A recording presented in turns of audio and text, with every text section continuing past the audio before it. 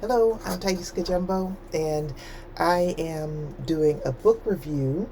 Um, and I wanted to spend a few minutes talking about this book that I finished last week or the week before last called The Personal Librarian by Marie Benedict and Victoria Christopher Murray.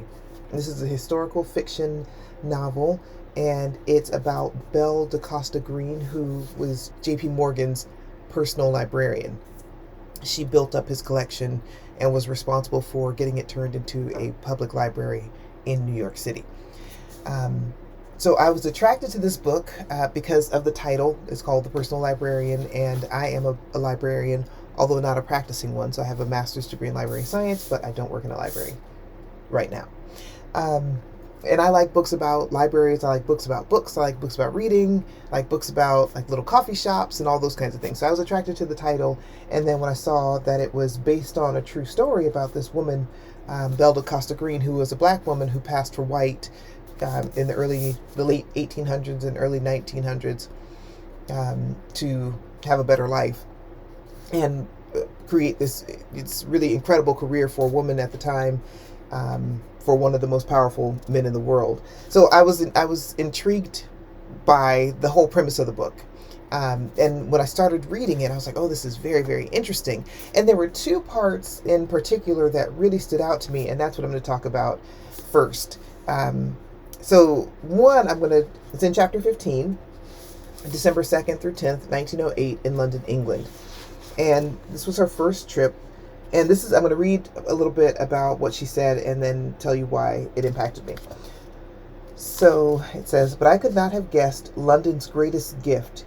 Here, as I walk the streets, I don't feel the same assessment of my color that I routinely experience and constantly anticipate in America. Perhaps London's citizens don't have the same need to categorize us by race as they do in America.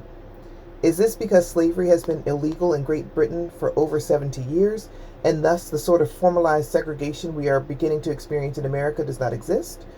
Or is it because the entrenched nature of the British class system means that one's status is more important than one's race? Since Mom and I look the part of well-heeled society women, will we be accorded that position automatically here, even though our skin isn't as fair as most English citizens? I don't know the answers, but I feel a sense of relief and freedom to which I'm not accustomed. So that struck out to me because I spent about 4.5 years living in London. I moved to London to pursue my master's degree in library science in late 2010 and ended up staying there longer to work and eventually met my husband, got married, and then after that we moved to the United States. But that stuck out to me because the whole time that I was in London, I did not feel black. Obviously, I'm a black American woman, but I didn't feel black. I was just American in London. I went to the City University of London, which is now City St. George's University of London. And while I was there, I met so many different people from countries that I hadn't even heard of. So that was just a really incredible experience. This is really multicultural place. Obviously, London is a world city, so there's just people from everywhere. And so the thing that stood out to people about me was my accent. And so I was kind of popular where I was because I'm American, not because I'm black. So it was just really, really interesting. And I just didn't think about, I didn't have the same weight that is kind of in, my subconscious or that I carry around here in the United States. I was just American. I spent a lot of time in my church. My church was mainly West African, mostly Nigerian and Ghanaians with a few Caribbean people. And again, I didn't stand out because I was black, because everybody was black. I stood out because I was American. And that comes with its own things, its own little nuances, because people make certain assumptions about Americans in other cultures. And then there were some little nuances about being a black American that, would come up or that people would ask me about. But the same kind of weightlessness that comes with being a black woman that Belle experienced in London, I experienced too. So when she was talking about that, I was like, oh man. So it was like that, 100 years before I was there. It still had that same feeling. What's really interesting though is my friends in London, they who are African or Caribbean, they feel the weight of the racism there. It's much more subtle, of course. It's not overt like it is here in the United States, but they still have affinity groups. They still have they call it BME, Black Minority Ethnic Groups, like at some workplaces and things like that. So they definitely feel it and they recognize it. And I was like, are you crazy? Well, not are you crazy, but it was just very interesting to me that it was a big deal to them when I didn't feel it at all. But then I had the benefit of having the American accent. So I guess that kind of gave me that made my experience unique. So that was one thing that I really liked. I love it when I can really identify with a book and kind of see myself in it and relate to some of the experiences of the characters. Now, the next thing that was really interesting to me was a little bit earlier in the book, where J.P. Morgan he has a bunch of financiers, the big financial people of the time, coming into his office to try to figure out how they're going to prevent another major crash. And he mentions Andrew Carnegie by name. So I'm going to read this chapter, or this paragraph.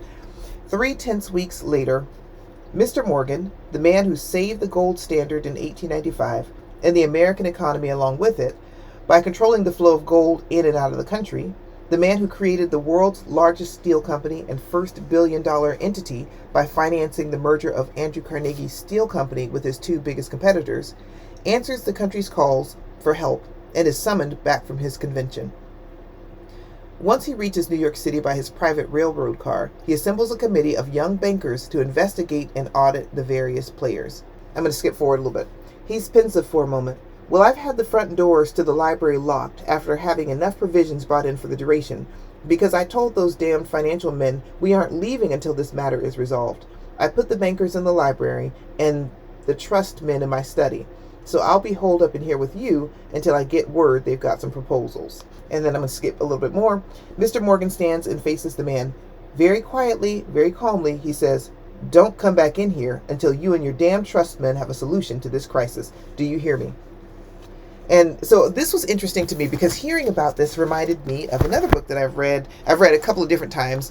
Was Think and Grow Rich by Napoleon Hill. So if you've ever read this, he spends a lot of time talking about Andrew Carnegie, because Andrew Carnegie was the one who kind of was his financial backing, got him to do the research that turned into this book.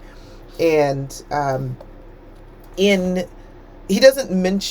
Napoleon Hill doesn't mention J.P. Morgan by name in here, but he mentions Andrew Carnegie, and he mentions that it was this mastermind of men that helped other men go forward. So there's a chapter called Mastermind.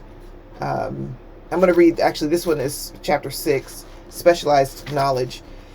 Andrew Carnegie stated that he, personally, knew nothing about the technical end of the steel business. Moreover, he did not particularly care to know anything about it. The specialized knowledge which he required for the manufacture and marketing of steel, he found available through the individual units of his mastermind group. So what J.P. Morgan was doing with his study, with having all these different bankers in, was essentially the mastermind. So one of the major tenets of Thinking and Growing Rich, according to Napoleon Hill, is having a mastermind. So a group of people who are experts in their individual fields, all coming together to brainstorm and figure out solutions. So it was just really intriguing to me, that storytelling version of those events of the mastermind, whereas this was kind of it's in spurts here, so there's no like one paragraph that really talks about exactly what they talked about or all of these things, but it's more about the methods that they employed to gain their wealth. So anyway, so I highly recommend, if you're into historical fiction, I highly recommend The Personal Librarian. I mentioned that I was reading this in the Facebook group that I'm in, Black Girls Who Read, and like there were like 750 likes or something like that, and a bunch of comments. Lots of them really enjoyed the book. Some people said it was a little bit slow.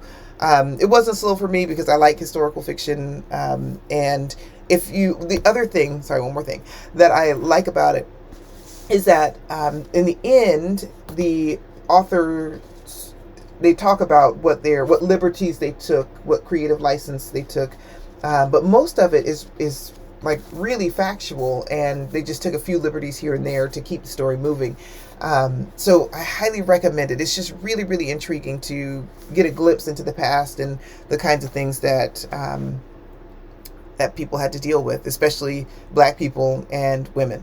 So I'm going to be doing more reviews and more talking about books. That's the direction that I'm going to go with this channel. So give me a like, a comment if you've read the book, if you're interested in reading the book, if you like this video. I would love to know what your thoughts are.